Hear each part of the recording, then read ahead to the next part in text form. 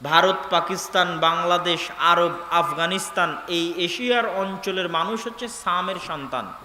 এই কালার যাদের, মেটে এবং শ্যামলা কালার যাদের, সাদা হলেও মেটে এবং শ্যামলার প্রভাব থাকে, এই কালার যাদের, তারা সামের সন্তান। আফ্রিকান যারা কালো, তারা হচ্ছে হামের সন্তান। আর ইউরোপ এবং আমেরিকার যারা ধবধবে সাদা, হলদে, তারা হচ্ছে ইয়াফেসের সন্তান।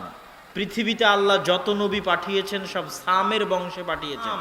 নূহ আলাইহিস সালাতু ওয়াস সালামের যে 3 সন্তান নৌকায় উঠে ঈমান আনয়নের মাধ্যমে বেঁচে গেছিলেন, তারা হচ্ছেন সাম, হাম, ইয়াফেস। আর একজন সন্তান নাফরমানি করে বন্যায় ডুবে গেছিল। তো এই 3 সন্তানকে মাধ্যমেই আল্লাহ পৃথিবী আবাদ রেখেছেন, নূহের 3 সন্তানের মাধ্যমে। সামের পরবর্তী বংশধরদেরকে বলা হয় সেমেটিক তথা এশিয়ান, তথা ইব্রাহিম ও সামের বংশে। আর ইব্রাহিমের পরবর্তী আর যত নবী, তারা তো সব ইব্রাহিমের বংশে। সুতরাং সবই সেমেটিক রিলিজিয়ান। এটা কি জন্য বললাম? এই তথ্যটা আপনাকে এই জন্য দিলাম, আজকের যারা ইসরায়েলে বসবাস করছে, তারা যদি বলে যে আমরা ওই বানু ইসরাইল যাদের কথা আল্লাহ কোরআনে বলেছে, থাকতে পারে 2-1 জন তাদের মধ্যে, আল্লাহ আলাম, কিন্তু তারা যে এই দাবিতে মিথ্যুক, তার সবচেয়ে বড় প্রমাণ হচ্ছে গায়ের রং। কেননা ইব্রাহিম হচ্ছে সামের সন্তান, সেমেটিক, আরবের মানুষ, ইরাকের মানুষ, এশিয়ার মানুষ। তার পরবর্তীতে আর যত নবী এসেছে সব হচ্ছে এশিয়ার। মুহাম্মদ সাল্লাল্লাহু আলাইহি ওয়াসাল্লামও এই কালারের, এই রঙের, এই বর্ণের। ঈসা আলাইহিস সালাতু ওয়াস সালামও এই কালারের, এই রঙের, এই বর্ণের। ইসহাক, ইয়াকুব, ইউসুফ এই কালারের, এই রঙের, এই বর্ণের। এখন ইউরোপ এবং আমেরিকা থেকে সম্পূর্ণ ধবধবে সাদা, হলদে চেহারা নিয়ে এসে কেউ যদি বলে যে আমি ইসহাকের বংশধর, আমি ইব্রাহিমের বংশধর, এটা মিথ্যা। কেননা গায়ের কালার এবং গায়ের রঙে মিলতে হবে।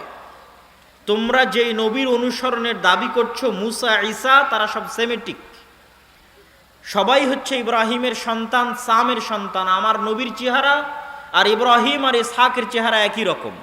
আমার নবীর চেহারা আর মুসা এবং ঈসার চেহারা একই রকম, মানে গায়ের রঙে। তারা কেউ না আফ্রিকান কালো, না ইউরোপ এবং আমেরিকার ধবধবে সাদা, তারা হচ্ছে এশিয়ান।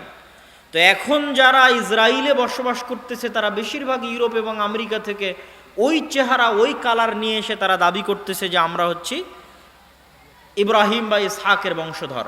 এই জন্য কালার প্রমাণ করে যে তারা তাদের দাবিতে মিথ্যুক। আরও অনেক ঐতিহাসিক কারণ আছে এই দাবিতে মিথ্যুক হওয়ার, যেটা আজকে আমরা আলোচনা করছি না। কিন্তু আমরা যে আলোচনাটা করতে চাচ্ছি সেটা হচ্ছে এই 3টে ধর্মই ইব্রাহিম আলাইহিস সালাতু ওয়াস সালামের অনুসারী হওয়ার দাবিদার। এবং এই 3টে রিলিজিয়নের মধ্যে বানু ইসরাইল, যাদের কথা আল্লাহ সুবহানাহু ওয়া তাআলা পবিত্র কোরআনের সূরা বাকারায় ব্যাপকভাবে আলোচনা করেছে, যে বানু ইসরাইলের বিস্তারিত তাফসির আমি আমার দেশব্যাপী মসজিদ ভিত্তিক দাওয়াতি সফরে মোটামুটি সূরা বাকারা থেকে কমপ্লিট করেছি, যেটা আল ইতিসাম টিভিতে আপনারা দেখতে পারেন, বানু ইসরাইলের তাফসির। তো এই বানু ইসরাইল, তাদের সম্পর্কে সংক্ষিপ্ত বলে আমরা আজকের বিশ্বে যা ঘটতেছে সেখানে চলে আসব। ইসহাকের সন্তান হচ্ছে ইয়াকুব, আর ইসহাক হচ্ছে ইব্রাহিমের সন্তান। ইয়াকুবের সন্তান হচ্ছে ইউসুফ। ইয়াকুব আলাইহিস সালাতু ওয়াস সালামের 2 স্ত্রী ছিলেন। প্রথম স্ত্রীর সন্তানে ছিল 10 জন, প্রথম স্ত্রীর গর্ভে 10 জন সন্তান। আর দ্বিতীয় স্ত্রীর গর্ভে 2 জন সন্তান, ইউসুফ আর বেনিয়ামিন। আজকের ইসরায়েলের প্রধানমন্ত্রী তার নাম রেখেছে বেনিয়ামিন, নবীর নামের দিকে নিসবত করেই। কেননা আমি বলেছি তাদের তোরাহ, তাদের তাওরাহ, তাদের ইনজিল এবং আমাদের কোরআন বর্ণনাগত পার্থক্য থাকতে পারে বিকৃতির কারণে, কিন্তু মূল জিনিসগুলো এক। কোরআনে যেমন আদম এবং হাওয়ার ঘটনা বলা আছে, তোরা এবং ইনজিলে আদম এবং ইভ, তারা হাওয়ার নাম দিয়েছে ইংরেজিতে ইভ, আদম এবং ইভের ঘটনা বলা আছে। ঠিক যেমন আমরা ইব্রাহিমের ঘটনা, নূহ আলাইহিস সালামের মহাপ্লাবনের ঘটনা পড়ছি কোরআনে, একইভাবে নূহ আলাইহিস সালামের মহাপ্লাবনের ঘটনা তাওরা এবং ইনজিলে আছে। যেহেতু সবগুলোই আসমানি কিতাব এবং আসমানি দিন, এই জন্য কিছু হলেও মিল থাকবে, এটাই স্বাভাবিক। এটা আল্লাহ কোরআনেও বলেছে, মুসাদ্দিকাল লিমা বাইনা ইয়াদাইয়া, আমি যে কোরআন তোমাকে পাঠাচ্ছি, এই কোরআন তাওরাত এবং ইঞ্জিলের সত্যায়নকারী, মিথ্যায়নকারী নয়। আমি যে ইঞ্জিল পাঠিয়েছি, ইঞ্জিল তাওরাতের সত্যায়নকারী। আমার পক্ষ থেকে পাঠানো প্রতিটা কিতাব আর এক কিতাবের সত্যায়নকারী, মিথ্যায়নকারী নয়। সত্যায়নটা এটাই যে আমি তাওরাতে যা বলেছি ইঞ্জিলেও তাই বলেছি, ইঞ্জিলে যা বলেছি কোরআনেও তাই বলেছি। তাওরাত এবং ইঞ্জিল বিকৃত হয়ে গেছে, কিন্তু কোরআন বিকৃত হয়নি। সুতরাং তথ্যের পার্থক্য থাকতে পারে, কিন্তু ঘটনা একই। তো আমরা যেখানে ছিলাম, ইয়াকুব আলাইহিস সালাতু ওয়াস সালামের সন্তান হচ্ছে ইউসুফ। ইউসুফ আলাইহিস সালাতু ওয়াস সালামের লম্বা ঘটনা আপনারা জানেন, যে তিনি কুয়ার মধ্যে পড়ে সেখান থেকে উদ্ধার হয়ে মিশর। আজকে যদি গুগল ম্যাপ অন করেন তাহলে দেখবেন যে ফিলিস্তিন এবং মিশর কানেক্টেড। ফিলিস্তিন থেকে মিশরে যেতে বিশাল মরুভূমি পড়ে, ওই মরুভূমির নাম হচ্ছে সিনাই মরুভূমি। ইউসুফ আলাইহিস সালাতু ওয়াস সালাম মিশরে যখন মন্ত্রী হলেন, আমাদের টার্গেট হচ্ছে জেরুজালেম, মসজিদে আকসা এবং আজকের ঘটনার সাথে কানেক্ট করা, এই জন্য লম্বা ইতিহাস আমরা বলছি না। ইউসুফ আলাইহিস সালাতু ওয়াস সালাম যখন মন্ত্রী হলেন, তখন তিনি তার বাবাকে পুরো পরিবার সহ ফিলিস্তিন থেকে ডেকে পাঠালেন, আজকের জেরুজালেম থেকে ডেকে পাঠালেন। তখন ইয়াকুব আলাইহিস সালাম 70 জনের পরিবার নিয়ে মিশর গেলেন। এই বানু ইসরাইল প্রথম মিশরে আসলো। ক্ষমতা হারিয়ে বানু ইসরাইলের উপর ফেরাউন অত্যাচার শুরু করলো। 400 বছরের মাথায় আসলেন মুসা আলাইহিস সালাম, বানু ইসরাইলেই 400 বছর পর, ইউসুফের 400 বছর পরে আসলেন মুসা আলাইহিস সালাতু ওয়াস সালাম বানু ইসরাইলের মধ্যে। মুসা আলাইহিস সালাতু ওয়াস সালাম যখন মিশর ছেড়ে পালিয়ে যাচ্ছেন আর ফেরাউন পানিতে ডুবে যাচ্ছে, তখন মুসা আলাইহিস সালাতু ওয়াস সালাম পালিয়ে যাচ্ছেন না, ফিরে যাচ্ছেন। কোথায় ফিরে যাচ্ছেন? যেখান থেকে 400 বছর আগে তার আদি পিতা ইয়াকুব এসেছিলেন, ইউসুফ এসেছিলেন। কোথায় থেকে এসেছিলেন?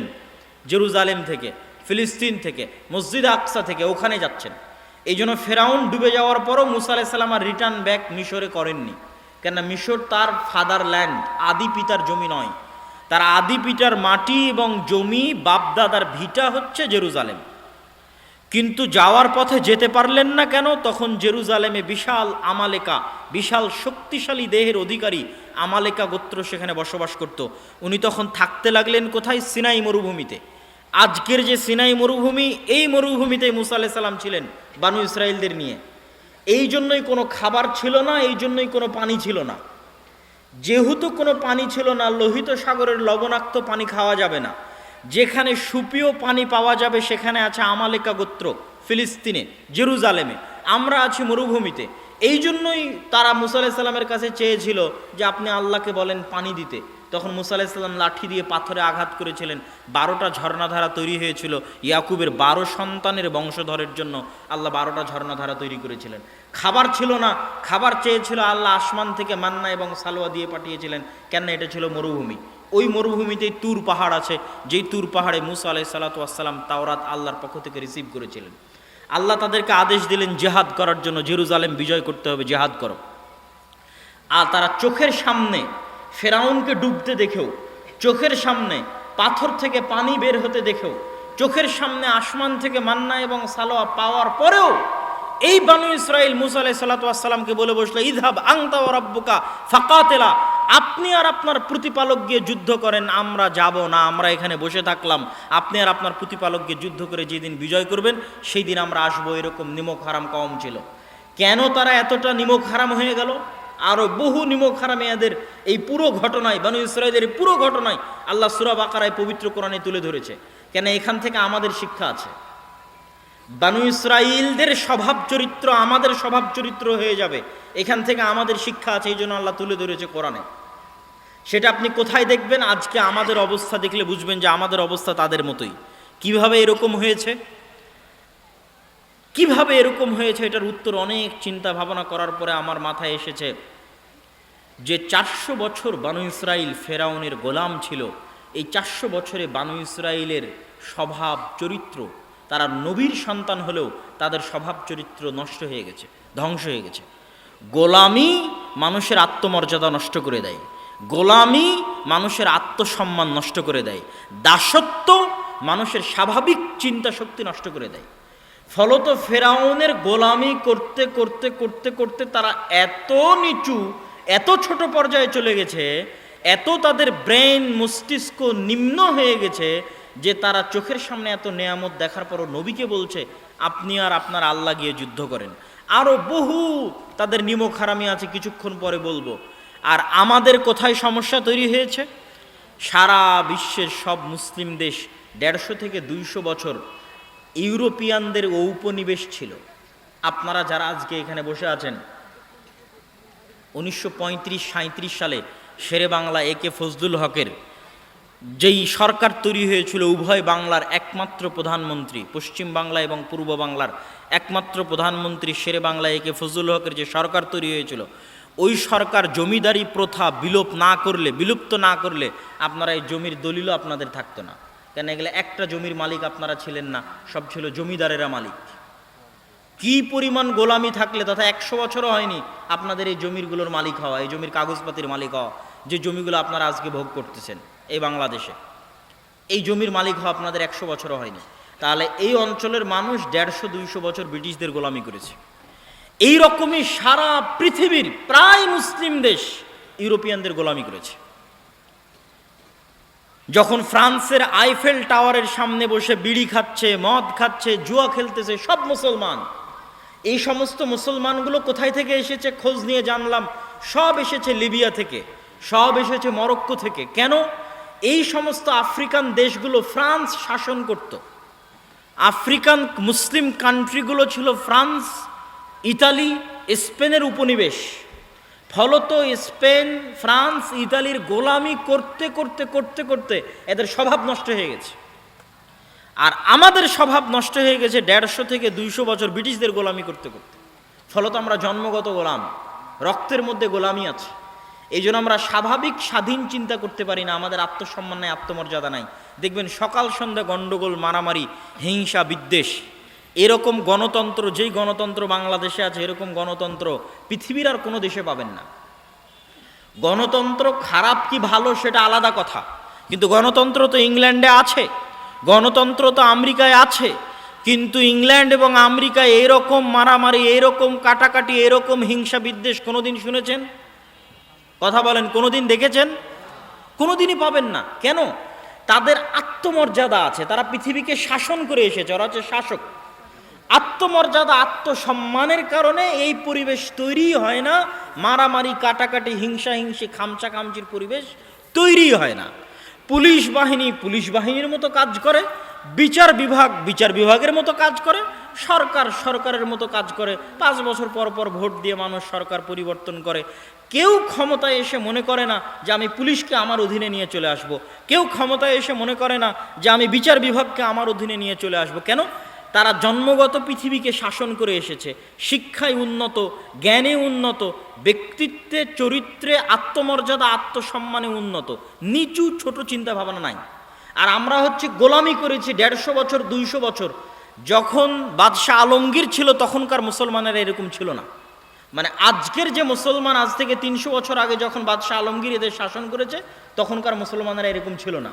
তখন মাদ্রাসা মসজিদের নামে গোটা ভারতের 5 ভাগের 1 ভাগ সম্পত্তি শুধু মাদ্রাসা মসজিদের নামে ওয়াকফ করা ছিল।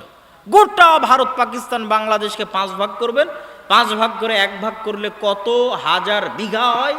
এত হাজার বিঘা সম্পত্তি, এত লক্ষ বিঘা সম্পত্তি শুধু মসজিদ মাদ্রাসারই ছিল। এখন দেখান দেখে 200 বছরের পুরাতন কোনো মসজিদ মাদ্রাসার জমি আছে কিনা? নাই। তাহলে এই জমিগুলো কোথায় গেল? যখন লাখেরাত সম্পত্তি বাজেয়াপ্তকরণ আইন পাশ করেছিল ব্রিটিশরা, তখন এগুলো সব সম্পত্তি বাজেয়াপ্ত হয়ে গেছিল।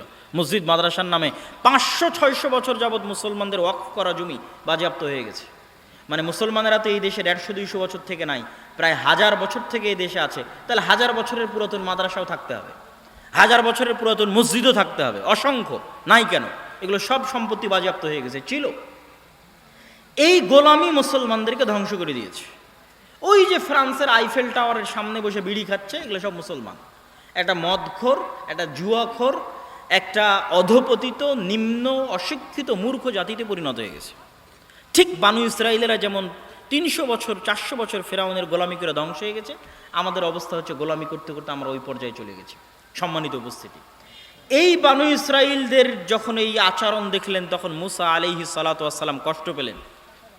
কষ্ট পেয়ে তিনি আল্লাহর কাছে দোয়া করলেন, হে আল্লাহ, আমার মৃত্যু যেন জেরুজালেমের এত নিকটে হয় যেখান থেকে একটা ঢিল নিক্ষেপ করলে আমার কবরে এসে পড়ে, বা এই মসজিদে আকসা থেকে একটা ঢিল নিক্ষেপ করলে যেন আমার কবরে এসে পড়ে, এত নিকটে আমার মৃত্যু বা আমার দাফন এবং আমার কাফনের ব্যবস্থা করিয়েন।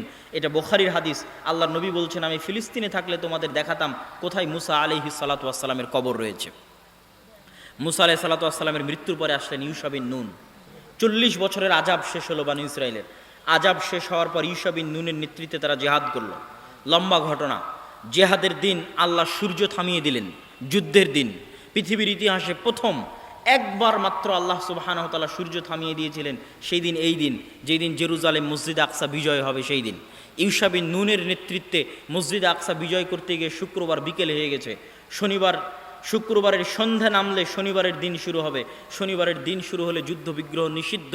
সেই দিন অনুযায়ী, মুসা আলাইহিস সালামের দিন অনুযায়ী, তাওরা অনুযায়ী শনিবারের দিন শুরু হলে যুদ্ধ বিগ্রহ নিষিদ্ধ।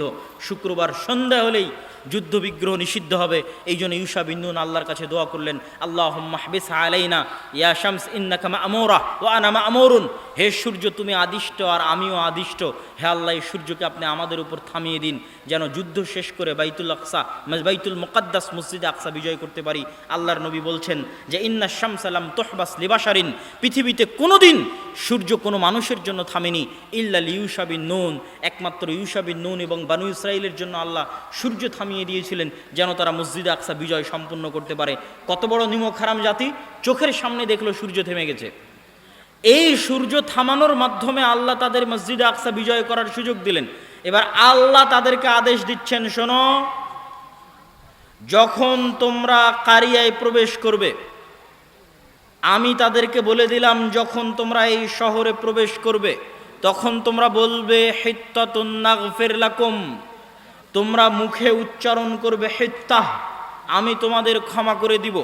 হিব্রু ভাষায় হিত্তা হচ্ছে আস্তাগফিরুল্লাহ, আরবিতে আস্তাগফিরুল্লাহ আল্লাযী লা ইলাহা ইল্লা হুয়াল হাইয়ুল কাইয়্যুম ওয়া আতুবু ইলাইহি, বা আরবিতে আস্তাগফিরুল্লাহ হচ্ছে হিব্রুতে হিত্তাহ।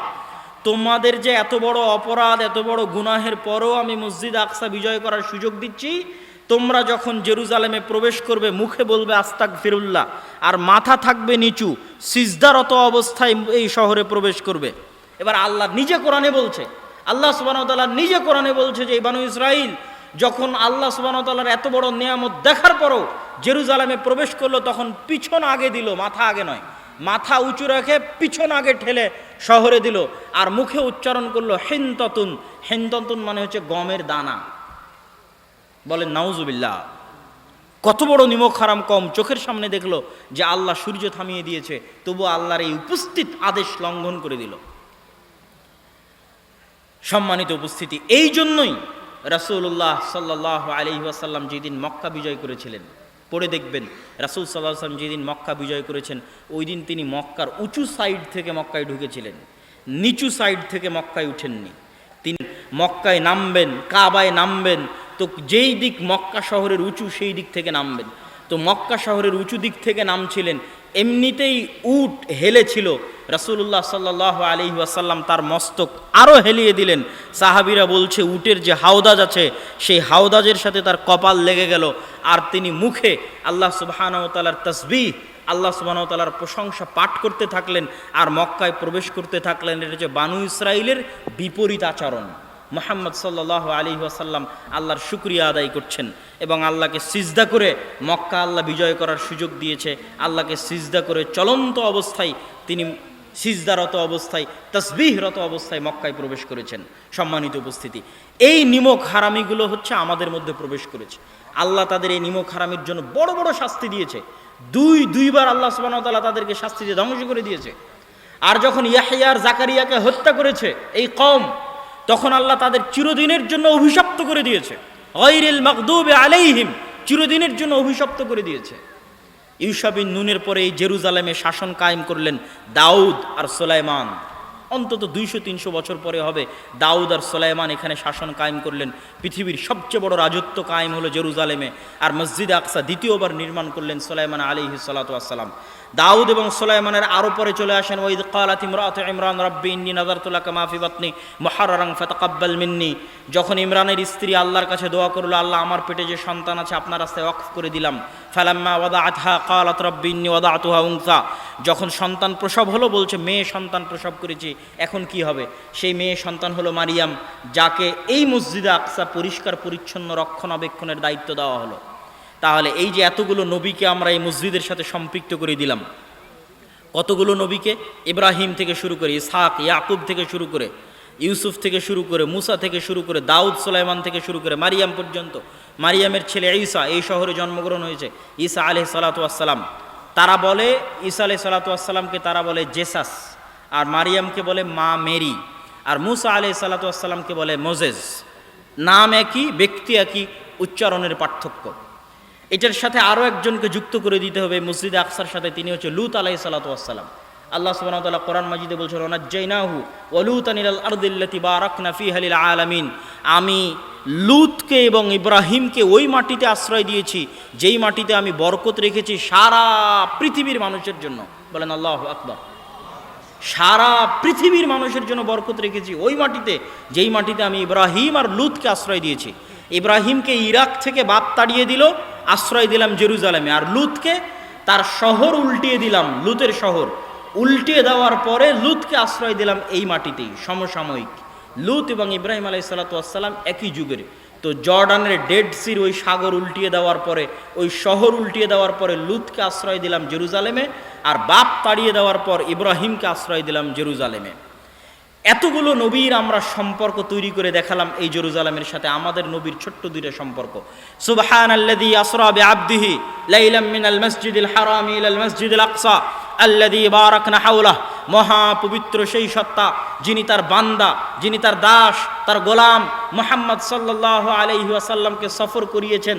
মুহাম্মদ সাল্লাল্লাহু আলাইহি ওয়াসাল্লামকে সফর করিয়েছেন মক্কার কাবা থেকে জেরুজালেমের মসজিদে আকসা পর্যন্ত। কোন মসজিদে আকসা? আল্লাযী বারাকনা হাওলাহ, যেই মসজিদে আকসার চারিদিক আমি আল্লাহ ঘিরে রেখেছি বরকত দিয়ে। আল্লাহু আকবার। কোরআনের আয়াত, আল্লাহ সুবহানাহু ওয়া তাআলা বলছেন মসজিদে আকসার চারিদিকে ঘিরে রাখা আছে বরকত দিয়ে। সেই মসজিদে আকসা আমি সফর করিয়েছি আমার বান্দা মুহাম্মদ সাল্লাল্লাহু আলাইহি ওয়াসাল্লামকে, যেখানে তিনি সকল নবীর ইমামতি করেছেন, বোরাক বেঁধে রেখেছেন, সেখান থেকে আসমানে সফর করেছেন, আবার আসমান থেকে মসজিদে আকসা হয়ে ফিরে তিনি কাবায় চলে এসেছেন, মক্কায় চলে এসেছেন। সম্মানিত উপস্থিতি, আল্লাহর নবীর পরে জেরুজালেম বিজয় করেছেন ওমর রাদিয়াল্লাহু তাআলা আনহু। আল্লাহর নবীর জীবদ্দশায় আরেকটি ছোট্ট ঘটনা হচ্ছে, ক্বাদ নারা তাকাল্লুবা ওয়াজহিকা, আমি দেখছি বারবার আপনার চেহারা আসমানের দিকে। কেন? আমাদের দিনের প্রথম কেবলা ছিল মসজিদে আকসা, প্রথম কেবলা। প্রথম যখন সালাত ফরজ হয়, তখন সালাত ফরজ হওয়ার পরে যেই দিকে মুখ করে সালাত আদায় করতে হতো সেটা হচ্ছে মসজিদে আকসা। তো মদিনায় হিজরত করার আগ পর্যন্ত আল্লাহর নবীর কোনো কষ্ট হতো না। কেন কষ্ট হতো না? আল্লাহর নবী কাবা ঘরের এমন জায়গায় দাঁড়াতেন, মসজিদে আকসা মুখী হয়ে সালাত আদায় করার জন্য কাবার এমন জায়গায় দাঁড়াতেন যে কাবাও সামনে হতো, মসজিদে আকসার দিকেও মুখ হতো। এটা কঠিন কিছু না, আপনি তো কাবার চারিদিকে মুখ করে সালাত আদায় করতে পারবেন। তো আমি কাবার এমন দিকে মুখ করে সালাত আদায় করতাম, যেই দিকে মুখ করে সালাত আদায় করলে সামনে কাবা, আবার কি পড়বে? মসজিদে আকসা জেরুজালেম পড়বে। তো এই জন্য মক্কায় আল্লাহর নবীর কোনো কষ্ট হতো না। আমি সামনে কাবাও রেখেছি, আবার কেবলাও করেছি মসজিদে আকসার দিকে। কিন্তু মক্কা থেকে যখন মদিনায় গেলেন, দুটো তো আর একসাথে হয় না। কাবা একদিকে, জেরুজালেম আর একদিকে, একসাথে তো দুটাকে তিনি কেবলা বানাতে পারছেন না। তখন থেকে তার কষ্ট শুরু হলো। তখন থেকে তিনি আসমানের দিকে তাকাতেন, কেবলা যেন কাবা করে দেওয়া হয়, এই মর্মে। তাহলে আমাদের মসজিদে আকসার সাথে আমাদের দ্বিতীয় আর একটা সম্পর্ক হচ্ছে, মসজিদে আকসা আমাদের প্রথম কেবলা। সম্মানিত উপস্থিতি, আল্লাহর নবীর পরে ওমর রাদিয়াল্লাহু তাআলা আনহুর হাতে মসজিদে আকসা বিজয় হয়েছে। মসজিদে আকসা বিজয় হওয়ার সংক্ষিপ্ত ঘটনা বলে আমরা আমাদের এই পর্বের আলোচনা শেষ করে দিব। আল্লাহর নবীর পরে ওমর রাদিয়াল্লাহু তাআলা আনহুর হাতে মসজিদে আকসা বিজয়ের যেটা সংক্ষিপ্ত ঘটনা, সেই সংক্ষিপ্ত ঘটনা হচ্ছে, মসজিদে আকসা বিজয়ের পূর্বে সবচেয়ে বড় যে যুদ্ধ, সেই যুদ্ধের পূর্বে ওমর রাদিয়াল্লাহু তাআলা আনহু খালিদ বিন ওয়ালিদকে প্রধান সেনাপতির পদ থেকে অপসারণ করেছিলেন, আর আবু উবাইদা ইবনুল জাররাহকে প্রধান সেনাপতির দায়িত্ব দিয়েছিলেন।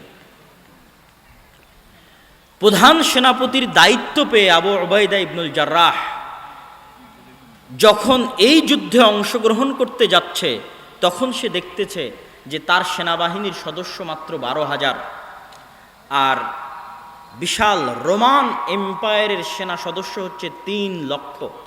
12,000 সৈন্য দিয়ে 3 লক্ষ সেনাবাহিনীর মুখোমুখি হওয়া সম্ভব নয়। ফলতে তিনি চিঠি লিখে পাঠালেন ওমর রাদিয়াল্লাহু তাআলা আনহুর কাছে যে অতিরিক্ত সেনাবাহিনী দরকার, না হলে যদি আমরা পরাজিত হই মানুষ দিন থেকে মুখ ফিরিয়ে নিবে। ওমর রাদিয়াল্লাহু তাআলা আনহু চিঠির উল্টা পিঠে লিখে পাঠালেন যে লা তুহাওয়িলান্নাকুম কাসরাতান নাসারা আও কাসরাতার রোম, তোমাদেরকে যেন রোমানদের সংখ্যাধিক্য ভীত সন্ত্রস্ত না করে, তোমাদেরকে যেন মুসলমানদের অল্প সংখ্যায় চিন্তাগ্রস্ত না করে। জেনে রাখো আল্লাহ যার সাথে আছে তারাই শক্তিশালী। ওমর রাদিয়াল্লাহু তাআলা আনহুর এই চিঠি পেয়ে আবু উবাইদা ইবনুল জাররাহ চিন্তার মধ্যে পড়ে গেলেন। খালিদ ইবনুল ওয়ালিদ আবু উবাইদা ইবনুল জাররাহকে বললেন, হে প্রধান সেনাপতি আবু উবাইদা ইবনুল জাররাহ, আজকের দিনের জন্য আপনি যুদ্ধের দায়িত্ব আমাকে ছেড়ে দেন। কাগজে কলমে প্রধান সেনাপতি আপনি, কিন্তু আজকের যুদ্ধের প্রধান সেনাপতি আমি। আবু উবাইদা ইবনুল জাররাহ খালিদ বিন ওয়ালিদের হাতে প্রধান সেনাপতির দায়িত্ব ওই দিনের জন্য ছেড়ে দিলেন। সংক্ষিপ্ত আকারে কথা হচ্ছে 6 দিন যুদ্ধ হলো। 6 দিন যুদ্ধের পর মুসলমানেরা যুদ্ধে বিজয় করে 4 ভাগে ভাগ হয়ে আজকের যে গাজার নাম শুনছেন, এই গাজা প্রথম বিজয় হয়। ফিলিস্তিনে ইসলাম প্রবেশের পথে প্রথম বিজয় হয় হচ্ছে গাজা, হাইফা, আক্কা, তেলাবিব, এগুলো সব শহর মুসলমানের আস্তে আস্তে বিজয় করতে লাগলো। বিজয় করতে করতে চারিদিক থেকে জেরুজালেমকে ঘিরে ফেললো, কেন জেরুজালেম ছিল হেডকোয়ার্টার। চারিদিক থেকে যেই দিন জেরুজালেমকে ঘিরে ধরা হয় সেদিন ওখানে সাহাবি ছিল 4,000 সাহাবি উপস্থিত ছিল জেরুজালেম বিজয়ে। 1 মাস যাবৎ জেরুজালেম ঘিরে রাখার পরেও পাদ্রী চাবি হস্তান্তর করেনি। শর্ত দিল আমিরুল মুমিনিন মদিনা থেকে আসলে চাবি হস্তান্তর করা হবে। আমিরুল মুমিনিন মাত্র একজন গোলাম, একজন কৃতদাস সাথে নিয়ে এই দীর্ঘ 1500 কিলোমিটারের পথ উটের পিঠে চড়ে রওনা দিলেন মদিনা থেকে জেরুজালেম। আর এই দীর্ঘ 1500 কিলোমিটারের পথে কখনো তিনি উটের পিঠে, কখনো তার চাকর উটের পিঠে, এইভাবে আস্তে আস্তে যখন জেরুজালেমের গেটে প্রবেশ করবেন তখন ওমর রাদিয়াল্লাহু তাআলা উটের রশি ধরে টানছেন আর তার চাকরকে বসানো আছে উটের পিঠে। ঘটনা সত্য, সানাদ সহি। আবু উবাইদা ইবনুল জাররাহ হন্তদন্ত হয়ে ছুটে গেছেন ওমর রাদিয়াল্লাহু তাআলার কাছে, গিয়ে বলছেন, করেছেন কি আমিরুল মুমিনিন, ইন্নার রোমান ইয়ানজুরু ইলাইনা নাজরাতা কিল্লাহ, আপনি আমিরুল মুমিনিন হয়ে উটের রশি ধরে টানছেন আর গোলাম চাকরকে বসিয়ে রেখেছেন উটের পিঠে, গায়ে জীর্ণ শীর্ণ জামা, ছেঁড়া ফাটা টুটা ফাটা জামা। আপনাকে দেখে আজকে বিশাল রোমান এম্পায়ারের হাজার হাজার পাদ্রী অপেক্ষায় আছে।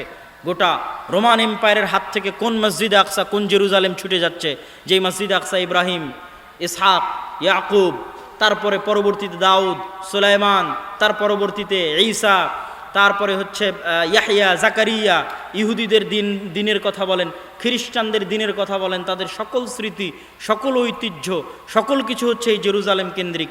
সেটা সব তাদের হাত থেকে চলে যাচ্ছে। আজকের বিশ্বের যারা শাসক তাদেরকে বলেন তোমাদের গোটা পৃথিবী দিয়ে দেবো, জেরুজালেম ছেড়ে দাও, দিবে না। কেননা জেরুজালেমে ঈসা আলাইহিস সালাতু ওয়াস সালামের জন্ম হয়েছে, কেমনে দিবে? বলেন তোমাদের সারা পৃথিবী দিয়ে দিচ্ছি, জেরুজালেম দিয়ে দাও, দিবে না। কেননা দাউদ আর সুলাইমান জেরুজালেমে শাসন প্রতিষ্ঠা করেছিলেন, কেমনে দিবে? ইউশা বিন নুন জেরুজালেম বিজয় করেছিলেন, তারা তো ওইটারই দাবিদার। দাবিতে সত্য মিথ্যে সেটা পরের কথা, কিন্তু ওইটারই দাবিদার, এই জন্য দিবে কেমনে? এই জন্য পৃথিবীর সবচেয়ে বড় যুদ্ধগুলোর একটা যুদ্ধ এই জেরুজালেমেই সংঘটিত হবে। কিয়ামতের পূর্ব মুহূর্তের সকল মালহামাগুলো শামে সংঘটিত হবে, মক্কা আর মদিনায় হবে না। এই জন্য যে মক্কা মদিনা চিরদিনের জন্য ফিতনা মুক্ত, দাজ্জালের প্রবেশ মক্কা মদিনায় নিষিদ্ধ। যেহেতু মক্কা মদিনা চিরদিনের জন্য ফিতনা মুক্ত, এই জন্য মক্কা মদিনায় কোনো যুদ্ধ হবে না কিয়ামতের পূর্ব মুহূর্তে। মক্কা মদিনায় দাজ্জালও প্রবেশ করবে না। কিয়ামতের পূর্ব মুহূর্তের সব যুদ্ধ হবে এখানে। কিয়ামতের পূর্ব মুহূর্তের সব যুদ্ধ হবে শামে, ফিলিস্তিনে, ইসরায়েলে, জেরুজালেমে, মসজিদে আকসা এবং তার আশেপাশে। কিয়ামতের পূর্ব মুহূর্তের সকল বড় যুদ্ধগুলো সংগঠিত হবে। আর এত বড় ক্রাইটেরিয়া, এত বড় কারণ পৃথিবীতে আর নাই যেখানে এত বিশাল যুদ্ধ হতে পারে। কেননা এত এই জিনিসের যত লোক দাবিদার, আর পৃথিবীতে এরকম কিছু নাই যেটার এত লোক দাবিদার। পৃথিবীর 90% মানুষ এটার দাবিদার, তথা 90% মানুষ এটার জন্য যুদ্ধে জড়িয়ে যেতে পারে। আমেরিকা, ইউরোপ থেকে শুরু করে, ইসরায়েল থেকে শুরু করে গোটা মুসলিম বিশ্ব, গোটা ইউরোপ, এই যুদ্ধে জড়িয়ে যেতে পারে, গোটা রাশিয়া, গোটা ইউক্রেন সব এই যুদ্ধে জড়িয়ে যেতে পারে। কেননা এটার দাবিদার হচ্ছে পৃথিবীর 90% মানুষ, তথা পৃথিবীর তিনটা আব্রাহামিক রিলিজিয়ান, সেমেটিক রিলিজিয়ানের মানুষ এটার দাবিদার। সম্মানিত উপস্থিতি, ওমর রাদিয়াল্লাহু তাআলা আনহুকে আবু উবাইদা ইবনুল জাররাহ বলছে, করেছেন কি? আজকে এত বড় বিজয়, কত বড় বিজয় সেটার বর্ণনা দিলাম যে এত বড় বিজয়। এই বিজয়ের দিনে আপনি নিজে রশি ধরে টানছেন আর গায়ে জীর্ণ শীর্ণ কাপড় পরে আছেন, রোমানরা কি মনে করবে? ওমর রাদিয়াল্লাহু তাআলা আনহু বললেন, শোনো, কুন্না কওমান আদিল্লাহ, আমরা ছিলাম জাহেল, মূর্খ, অজ্ঞ জাতি, পৃথিবীতে আমাদের কেউ চিনত না। মক্কায় কোনোদিন রাজত্ব কায়েম হয়নি, তথা মক্কা কেন্দ্রিক কোনো শাসন ব্যবস্থা অতীতে কোনোদিন তৈরি হয়নি। মক্কা কেন্দ্রিক কোনো রাজত্ব অতীতে ছিল না। আপনি ইতিহাসের পাতা খুলে দেখেন, ছিল পারস্য এম্পায়ার আর রোমান এম্পায়ার, ইরান কেন্দ্রিক আর রোম কেন্দ্রিক। মক্কা কেন্দ্রিক কোনো শাসন ব্যবস্থা অতীতে তৈরি হয়নি, রাজত্ব। তা আমরা ছিলাম মক্কার রাখাল, মরুভূমির রাখাল, জাহেলি যুগে কেউ আমাদের চিনত না। আর সেই জায়গা থেকে আজ 20, 25, 30 বছরের ব্যবধানে রোমানদের সবচেয়ে বড় হেডকোয়ার্টার আমি বিজয় করছি মদিনা থেকে এসে। আ'আজ্জানাল্লাহু বিল ইসলাম, এই বিজয় আল্লাহ সুবহানাহু ওয়া তাআলা আমাদেরকে দিয়েছে ইসলাম মানার কারণে। বলেন আল্লাহু আকবার। এই জায়গার মধ্যে আমাদের আজকের বক্তব্যের সকল সারমর্ম আছে। ওই বানু ইসরাইলদের হাত থেকে আল্লাহ জেরুজালেম 2বার ছিনিয়ে নিয়েছে। তাদের উপর অভিশাপ দিয়েছে কেন? ওরা সকাল সন্ধ্যা আল্লাহর কথা অমান্য করত, সকাল সন্ধ্যা আল্লাহর পাঠানো নবীদের জবাই করত, এটা ছিল তাদের স্বভাব। আর আজকেও আল্লাহ মসজিদ আকসা আমাদের থেকে ছিনিয়ে নিয়েছে, এটা আল্লাহর আযাব। আমাদের আমলের কারণে, আমাদের গুনাহের কারণে আল্লাহ সুবহানাহু ওয়া তাআলা আমাদেরকে এই তৌফিক দেয় না। যে কত হাজি এখানে বসে আছে, ওই হাজির তৌফিক হয়নি যে সে আল্লাহর 3টা পবিত্র মসজিদের 3য় মসজিদে সফর করবে, হয়নি তৌফিক। এই তৌফিক আল্লাহ দেয়নি, এটা আল্লাহর আযাব। আমাদের মতো গুনাহগারকে আল্লাহ আযাবে রেখেছে যে আমরা আল্লাহর পবিত্রতম মসজিদ মক্কা এবং মদিনা দেখতে যেতে পারলেও আল্লাহর আর এক পবিত্র মসজিদ, মসজিদ আকসা দেখতে যেতে পারি না। 80 বছর থেকে দেখতে যেতে পারি না, একদিন 2 দিন নয়, এই 80 বছর থেকে আল্লাহ সুবহানাহু ওয়া তাআলা আমাদের আযাবের মধ্যে রেখেছে। যেমন বানু ইসরাইলকে আল্লাহ সুবহানাহু ওয়া তাআলা আযাবের মধ্যে রেখেছিল, শাস্তির মধ্যে রেখেছিল।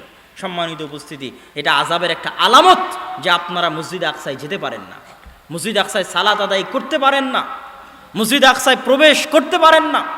পৃথিবীর কোনো মুসলিম দেশের কোনো মুসলমান মসজিদ আকসায় যেতেও পারে না, সালাতও আদায় করতে পারে না। একমাত্র তারাই পারবে যারা ইসরায়েলের সাথে সম্পর্ক ভালো করেছে তথা কূটনৈতিক সম্পর্ক স্থাপন করেছে, একমাত্র তাদেরকেই যাওয়ার অনুমতি দেওয়া হবে, একমাত্র তারাই যেতে পারবে, আর অন্য কেউ নয়।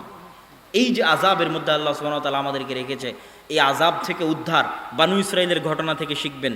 আজকের যারা দাবি করছে তারা হচ্ছে ফেরাউনের ভূমিকায় চলে গেছে, আর আমাদেরকে আল্লাহ সুবহানাহু ওয়া তাআলা বানিয়ে দিয়েছে বানু ইসরাইলের ভূমিকায়।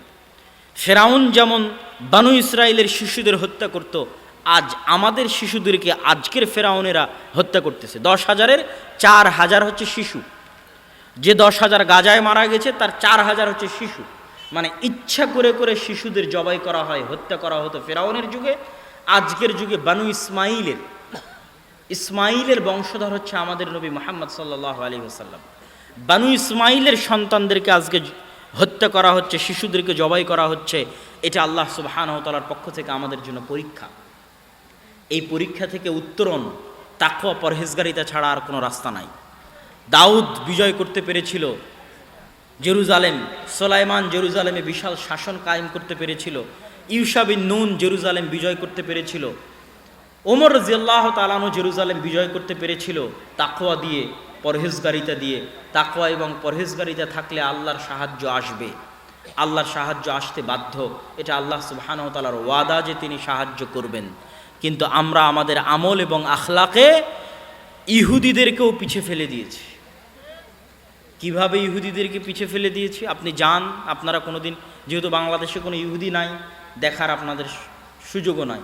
কোনোদিন যদি সুযোগ হয় কারো, যারা অনলাইনে দেখছেন ইউরোপ আমেরিকায়, তারা যাবেন, ইহুদি পল্লীতে যাবেন এবং ইহুদিদেরকে দেখবেন এবং আমি যা বলছি তা মিলিয়ে নেবেন, যে মুসলমানদের দাড়ি বেশি আছে না ইহুদিদের দাড়ি বেশি আছে, মিলিয়ে নেবেন।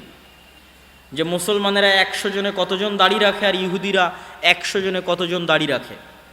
যেহেতু ওটাও আব্রাহামিক রিলিজিয়ানের দাবি করে, আর সব নবীর মধ্যে 10টা বৈশিষ্ট্য কমন। সব নবীর মধ্যে কয়টা বৈশিষ্ট্য কমন? 10টা। তো সব নবীর মধ্যে দাড়ির বৈশিষ্ট্য কমন ছিল। মুসলমানেরা কয়জন মাথায় টুপি দেয় আর ইহুদিরা কয়জন মাথায় টুপি দেয়? আজকে থেকে ভিডিও দেখবেন, ইউটিউবে সার্চ দিয়ে ভিডিও দেখবেন যে টুপিবিহীন কোনো ইহুদিকে আপনি দেখতে পান কিনা, টুপি ছাড়া। আর মুসলমানেরা কয়জন মাথায় টুপি দেয়? মুসলমানেরা টুপি আর দাড়ি খুলে ফেলতে পারলে বাঁচে, কেননা পৃথিবীতে পরিবেশই তৈরি করা হয়েছে এমন যে দাড়ি রাখবে, যে টুপি দিবে সে জঙ্গি। কিন্তু ওরা যে সবাই দাড়ি আর টুপি মাথায় দিয়ে আছে, ওরা কেউ জঙ্গি না। অথচ ওরা সবাই 99% দাড়ি এবং মাথায় টুপি দিয়ে আছে, পাবেনই না। আপনি ভিডিওতে অন করে ওপেন করে দেখবেন।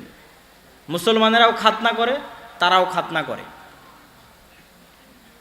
মুসলমানেরা কয়জন সুদের সাথে জড়িত আর ইহুদিরা নিজেদের মধ্যে কয়জন সুদের সাথে জড়িত তুলনা করবেন, পর্যালোচনা করবেন।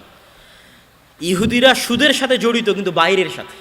এক আজীব কওম, এক আজীব ভয়ঙ্কর কওম। সুদ তাদের মধ্যে হারাম, কিন্তু গোটা পৃথিবীর মানুষকে সুদে ব্যস্ত রাখবে, এটাই প্ল্যান।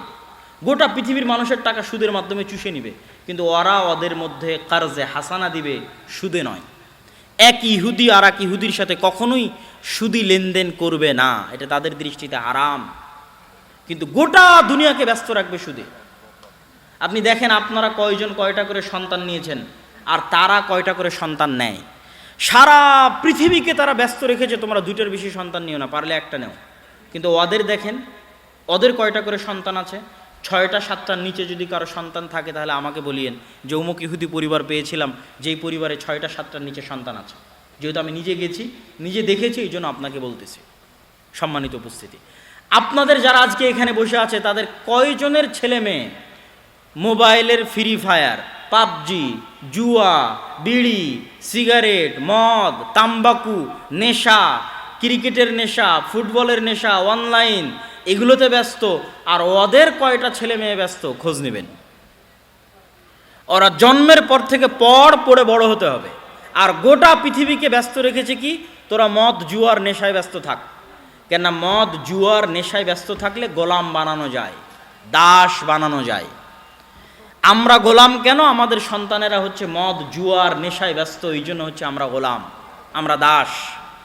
আর তাদের কাছে শিক্ষা আছে, জ্ঞান আছে, গবেষণা আছে, এই জন্য তারা পৃথিবী শাসন করছে।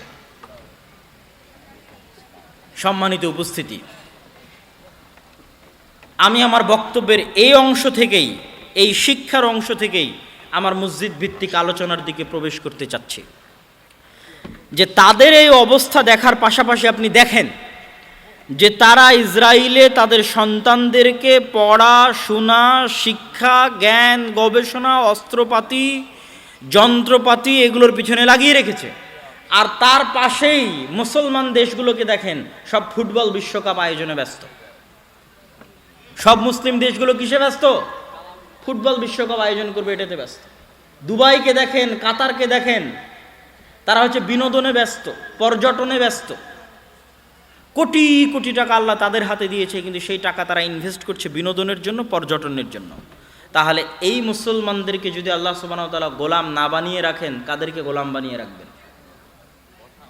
আজকে যদি আপনি আমার বাংলাদেশে আসেন, তাহলে বাংলাদেশ, পাকিস্তানের মতো যে রাষ্ট্রগুলো আছে, থার্ড ওয়ার্ল্ড কান্ট্রি, এই সমস্ত রাষ্ট্রের যারা দায়িত্ব পালন করে, তাদের হাতে 2টা টাকা থাকলে তারা রাস্তা তৈরি করে, ব্রিজ তৈরি করে, কালভার্ট তৈরি করে।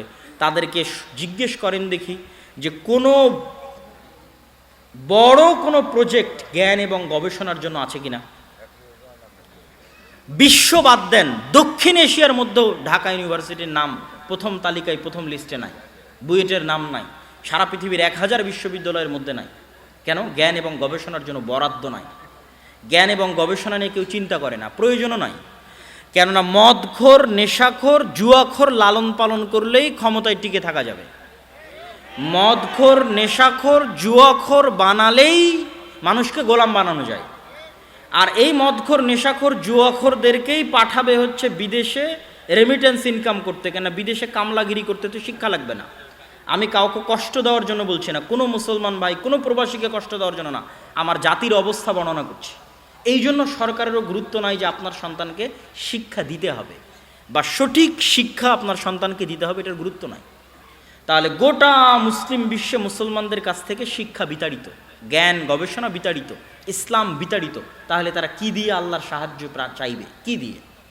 না চেষ্টা করছে নিজের বিজয়ের জন্য, না শিক্ষার জন্য, না জ্ঞানের জন্য, না দিন পালনের জন্য। তাহলে কি দিয়ে আমরা আল্লাহ সুবহানাহু ওয়া তাআলার কাছে বিজয় চাইব? গোটা মুসলিম বিশ্বের অবস্থা যদি আপনি দূরবীন দিয়ে দেখতে চান, তাহলে একটা ছোট্ট উদাহরণ আমি দিয়ে থাকি। সেটা হচ্ছে, বিশেষ করে ইউরোপ সফরের পর আমার এই অভিজ্ঞতা হয়েছে। লিবিয়া, মরক্কো, আলজেরিয়া, এর পাশে হচ্ছে ভূমধ্য সাগর।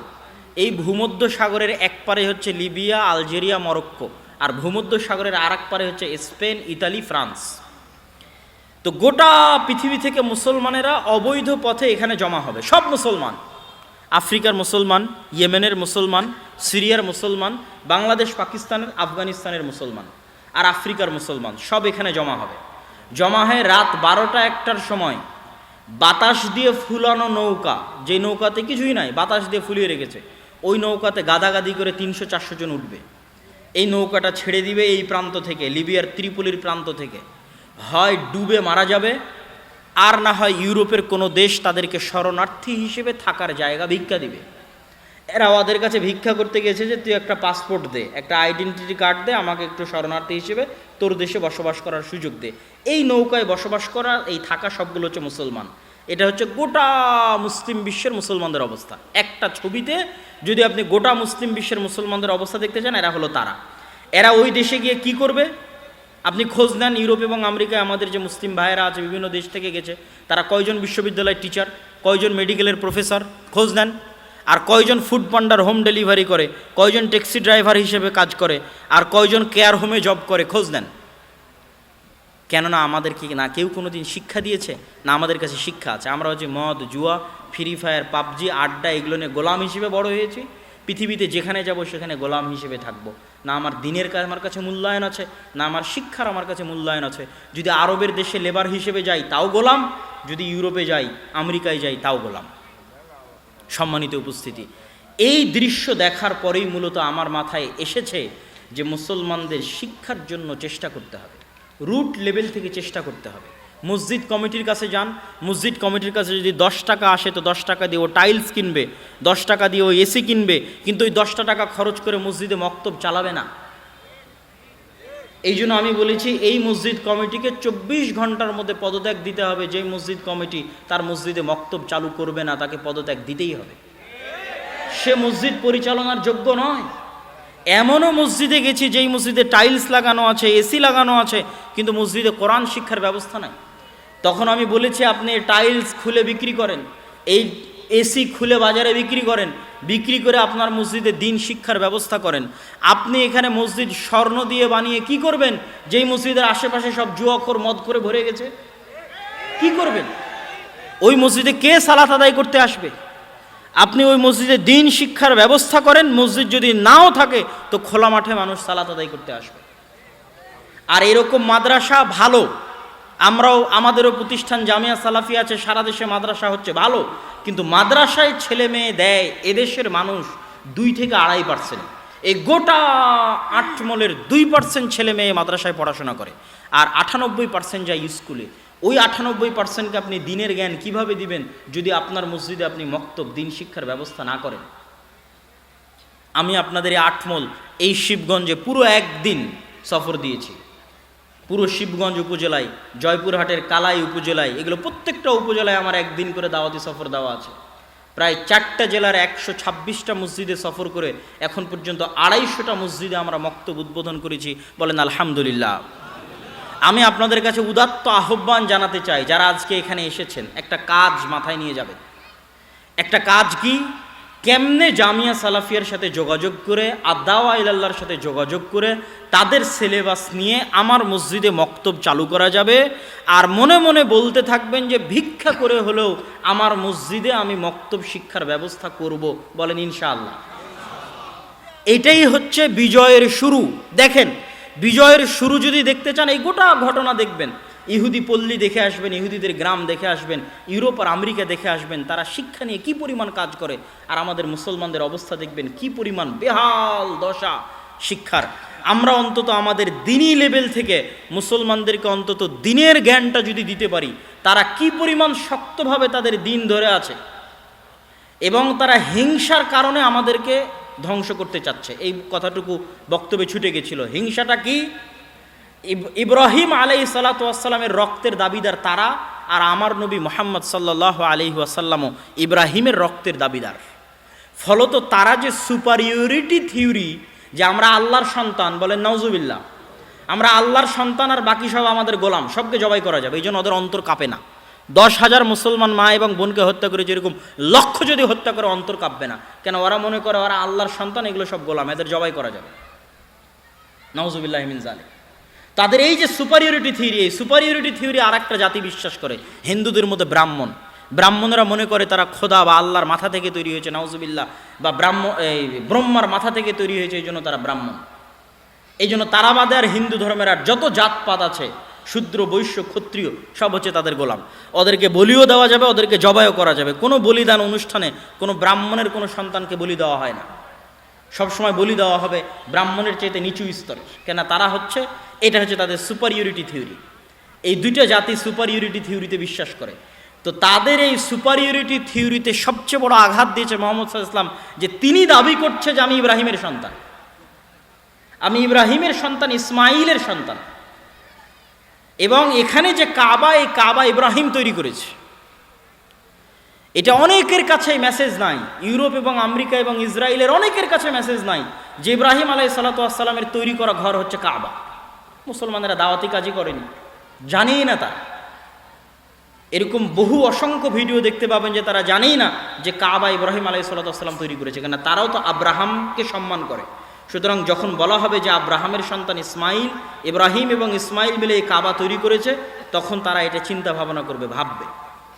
সম্মানিত উপস্থিতি, তো এই হিংসার কারণে তারা মুহাম্মদ সাল্লাল্লাহু আলাইহি ওয়াসাল্লামকে হত্যা করতে চেয়েছিল।